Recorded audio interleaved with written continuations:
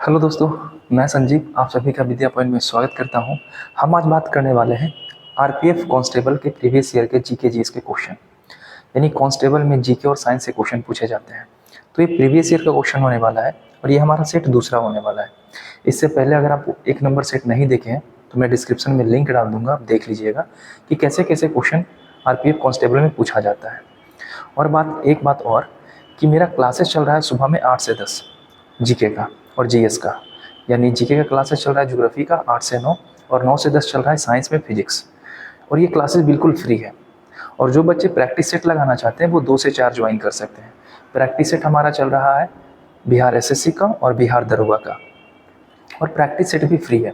आपको hard copy दी जाएगी और डिस्क्रिप्शन के भी हार्ड कॉपी दी जाएगी। तो अगर आप क्लास ज्वाइन करना चाहते हैं तो आ सकते हैं।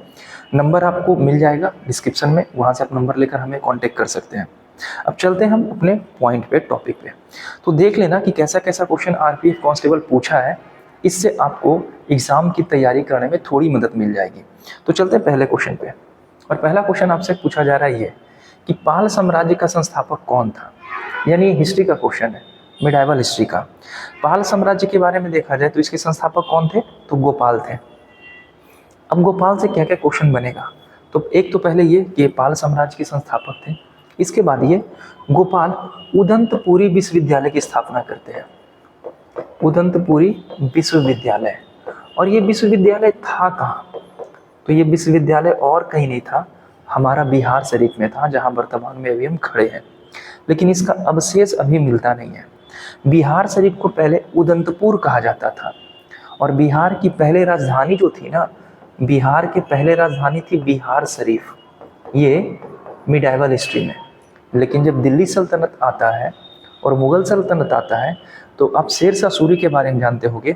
शेरशाह सूरी क्या करता है, बिहार शरीफ की राजधानी यानी बिहार की राजधानी बिहार शरीफ से हटाकर यानी उदंतपुर से हटाकर पाटलिपुत्र कर देता है।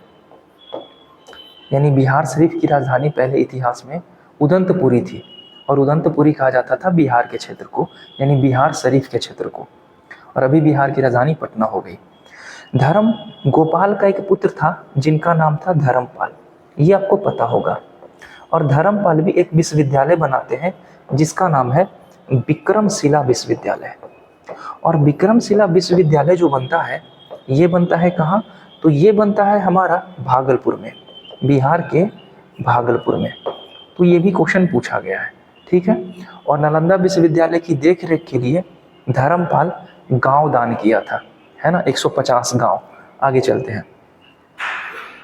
संसद के संयुक्त सत्र का संचालन करने के लिए अध्यक्ष के रूप में अनुपस्थित रहते हुए सत्र का संयोजक कौन करता है। संयुक्त अधिवेशन के बारे में बात की जा रही है, यानी पॉलिटी से क्वेश्चन पूछा गया था उस समय।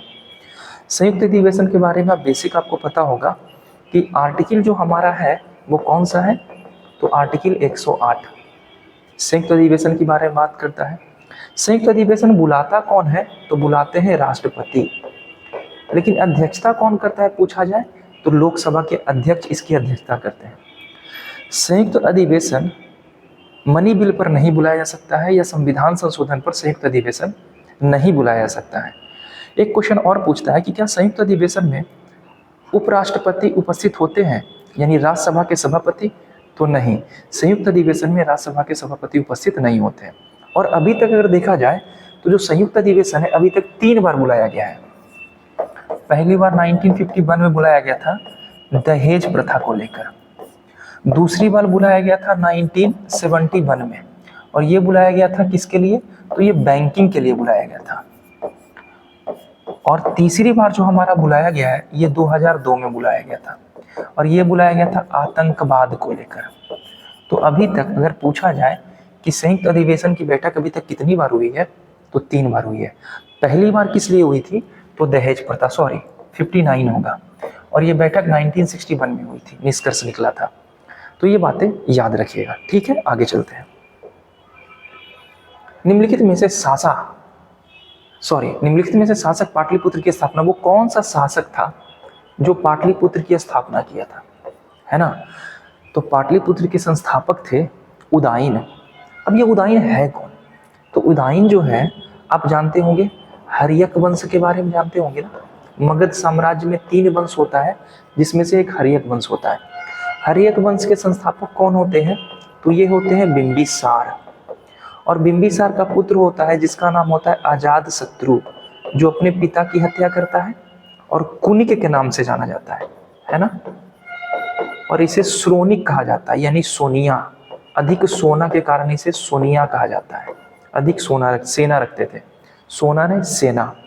और इनका पुत्र था उदाइन, और उदाइन पाटलिपुत्र की स्थापना करेंगे और पाटलिपुत्र को मगध की राजधानी बनाएंगे। मगध की जो पहली राजधानी थी बिंबिसार के समय में वो गृहब्रज थी, है ना। लेकिन ये बाद में चेंज होकर कहाँ चला गया? पाटलिपुत्र चला गया। तो ये सारे क्वेश्चन पूछते हैं। अजातशत्रु अपने पिता को मारेगा और उदाइन जो है वो अजातशत्रु की हत्या कर देगा। और अजातशत्रु के शासनकाल में पहली बौद्ध संगति का आयोजन होता है, राजगिरी में होता है। और पहली बौद्ध संगति के अध्यक्ष कौन है? इसका आंसर आप हमें कमेंट में करना। अगले क्वेश्चन पे चलते हैं। इनमें से कौन सा विकल्प हवा की धूल एवं धुएं के कारण प्रकाश के फैलाव की घटना को उजागर करता है? साइंस से क्वेश्चन है, लाइट से क्वेश्चन है कि ये कौन सी घटना ऐसी होती है। तो आप कभी रोशनी आते देखे हो घर में, और रोशनी में देखे होगे धूल कण चमकते रहता है, ये टिंडल इफेक्ट कहलाता है। तो इसका आंसर होगा टिंडल प्रभाव। ये भी क्वेश्चन, जितने भी सारे क्वेश्चन है आरपीएफ कांस्टेबल के ही क्वेश्चन है जो पहले बार पूछा गया है। और ये सारा क्वेश्चन किसी न किसी एग्जाम में फिर से रिपीट किया जाएगा, ठीक है ना। तो ऐसा नहीं कि ये सीट सिर्फ आरपीएफ के बच्चों के लिए है। आप जहां भी जीके जीएस का क्वेश्चन पूछता है ये सेट आपके लिए बेनिफिशियल साबित होगा। निम्नलिखित में से किस समिति को चालू अर्थव्यवस्था समिति कहा जाता है? तो चालू अर्थव्यवस्था समिति जो है ये कौन सी समिति थी? ये थोड़ा कंफ्यूजिंग क्वेश्चन है, लेकिन अच्छे से लगाओगे तो मार दोगे। इसका आंसर होगा सार्वजनिक लेखा समिति को चालू समिति कहते हैं। अच्छा, 2 समिति और पूछता है। एक पूछा जाता है प्रकलन समिति के बारे में और एक पूछा जाता है लोक लेखा समिति के बारे में। लोक लेखा समिति, प्रकलन समिति में 30 मेंबर होते हैं और इसमें 22 मेंबर होते हैं। प्रकलन समिति के जो सारे मेंबर होते हैं वो लोकसभा से होते हैं। ये बातें याद रखनी है, क्वेश्चन पूछेगा उस समिति का नाम बताइए, इसमें सिर्फ लोकसभा के सदस्य होते हैं, तो प्रकलन समिति। जबकि लोक लेखा समिति में 15 सदस्य आते हैं लोकसभा से और 7 जो सदस्य होते हैं वो आते हैं राज्यसभा से।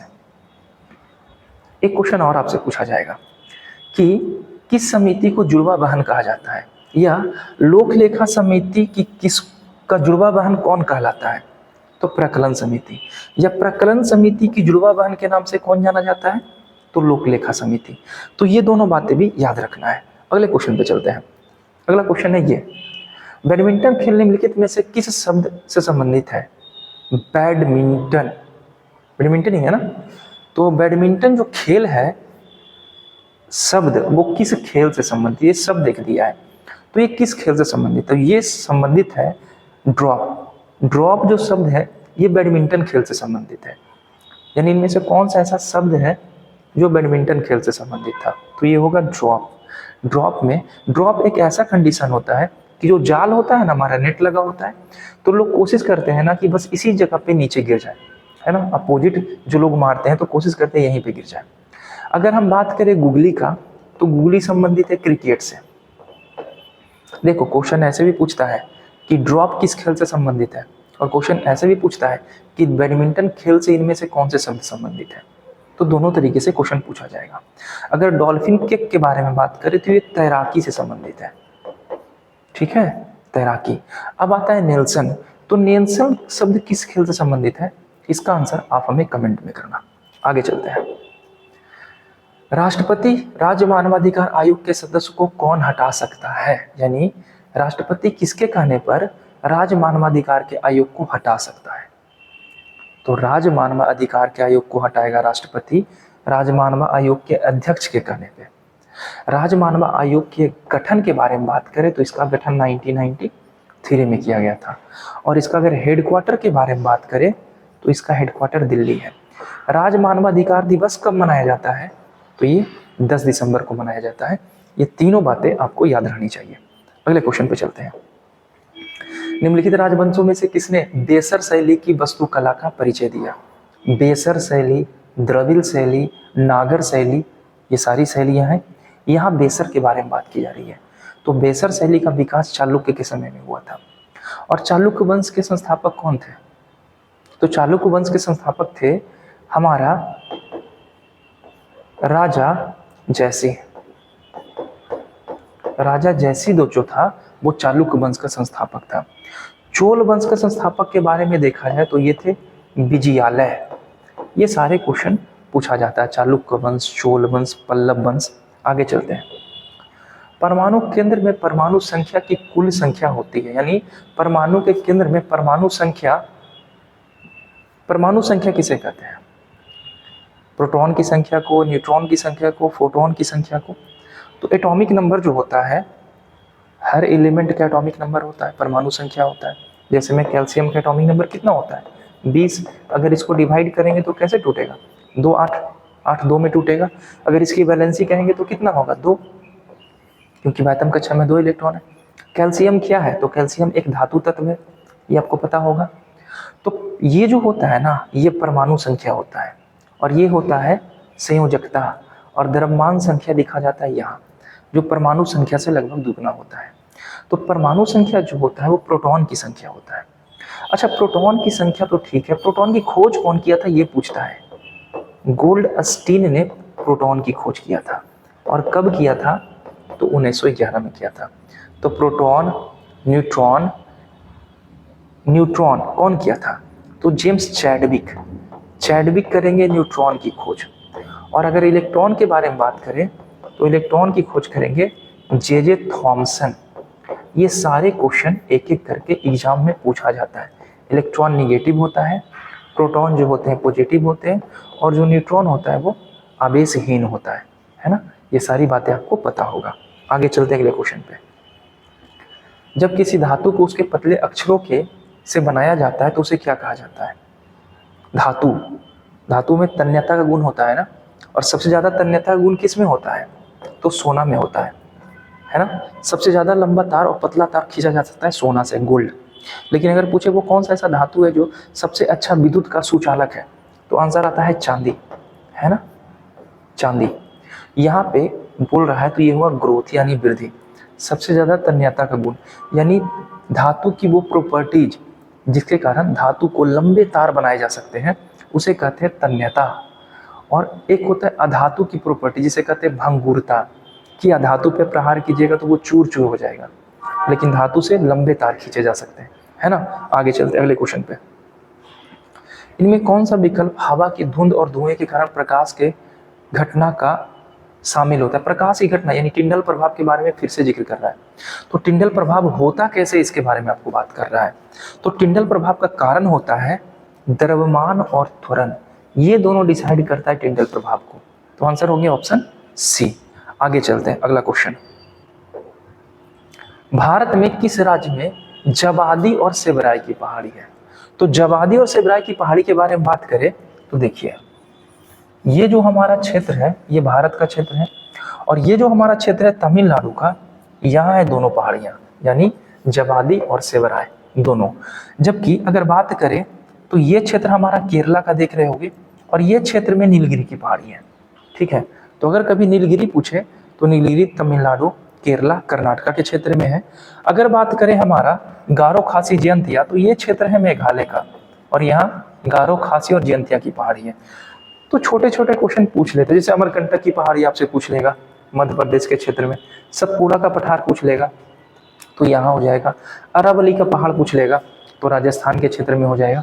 तो ये सारे क्वेश्चन पूछे जाते हैं। यहाँ जवादी और सेबराई पूछा गया था तो आंसर होगा तमिलनाडु। आगे चलते हैं। ध्वनि की गुणता किस पे निर्भर करती है? ध्वनि की गुणता के बारे में बात कर रहा है, तो ये निर्भर करती है फ्रीक्वेंसी पे यानी आयाम पे। ध्वनि के बारे में बात करें तो ध्वनि के बारे में जानते होंगे 20 हर्ट्ज से लेके 20,000 हर्ट्ज की ध्वनि को हम लोग यानी मानव आसानी से सुन सकता है ना। इसे श्रव्य तरंगे कहते हैं। श्रव्य तरंग होता है, अश्रव्य तरंग होता है, प्रश्रव्य तरंग होता है। 20 हर्ट्ज से कम को प्र कहते हैं और 20,000 हर्ट्ज से अधिक को अश्रव्य कहते हैं, जिसको हम सुन नहीं सकते, है ना। आगे चलते हैं। ट्रॉफी के संबंध में MBP पी शब्द का पूरा नाम क्या है? ऐसा ऐसा ही क्वेश्चन पूछेगा। MVP शब्द ट्रॉफी के संबंध में इसका पूरा नाम क्या है? तो MVP का मतलब होता है मोस्ट वैल्यूएबल प्लेयर। वैसे खिलाड़ी जो काफ़ी अच्छे खिलाड़ी होते हैं, जिसका डिमांड ज़्यादा होता है, उसे मोस्ट वैल्यूएबल प्लेयर की श्रेणी में रखा जाता है, यानी आंसर होगा सी। आगे चलते हैं। मिलिंद पनाहो पाठ किससे संबंधित है?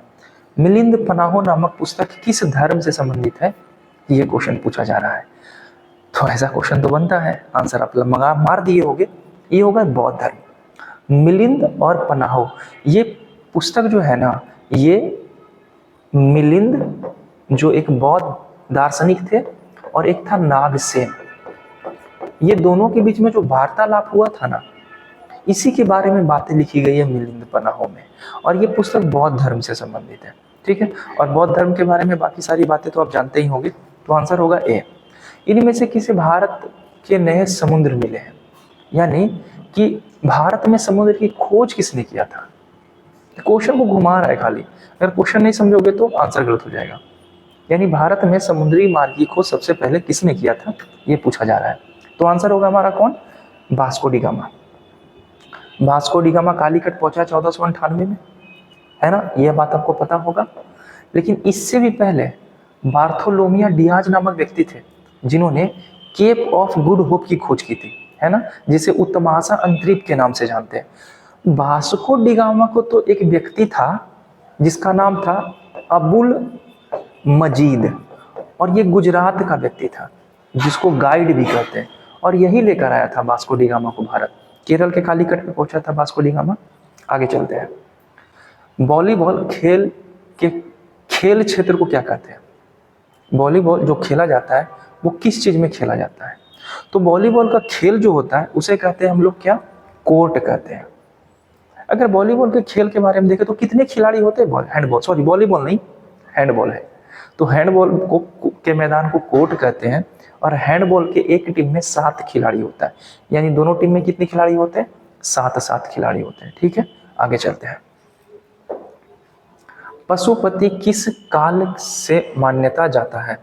पशुपति की मूर्ति याद है? हड़प्पा सभ्यता, है ना। कहाँ से मिला था पशुपति की मूर्ति? तो पशुपति की मूर्ति मिला था मोहनजोदड़ो से, है ना। और मोहनजोदड़ो सिंध पाकिस्तान में स्थित है। किस नदी के किनारे स्थित है?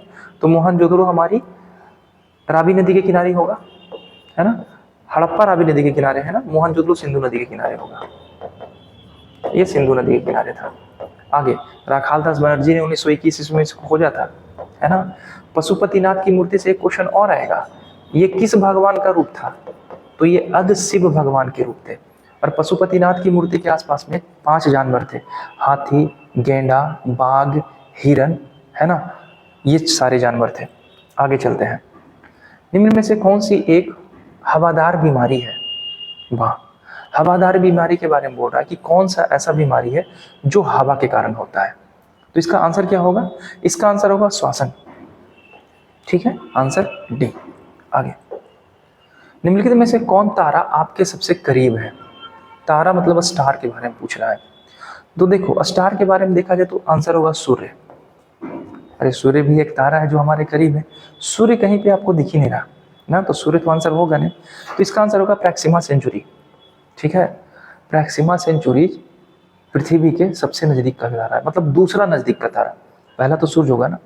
एक क्वेश्चन और पूछेगा सेरस के बारे में। सेरस या साइरस जिसे कहते हैं, साइरस पूछा जाएगा, सबसे चमकीला तारा किसे कहते हैं? तो आंसर होगा साइरस, ठीक है। आगे चलते हैं। सार्वजनिक संपत्ति के अति प्रयोग को क्या कहा जाता है? अच्छे से पढ़ लेना।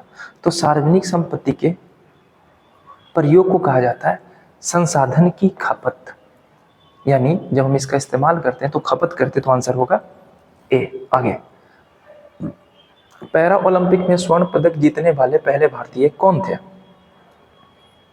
ये स्वर्ण पदक पैरा ओलंपिक में सबसे पहले 1916 में स्वर्ण पदक जीता गया था, समझे। और ये जीतने वाले कौन थे? 1916 नहीं, सॉरी 2016 होगा, ज़्यादा पीछे लेकर चले गए। और जीतने वाले व्यक्ति कौन थे? इनका नाम था मारी थम्पन थंगावेलु, तो आंसर होगा ए।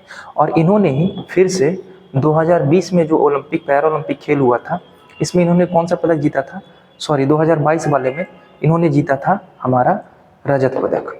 ठीक है, तो ये छोटी छोटी बातें याद रखिएगा। आगे चलते हैं। विभाजन में जनक कोशिकाओं की तैयारी के लिए मूल कोशिकाओं को क्या कहा जाता है।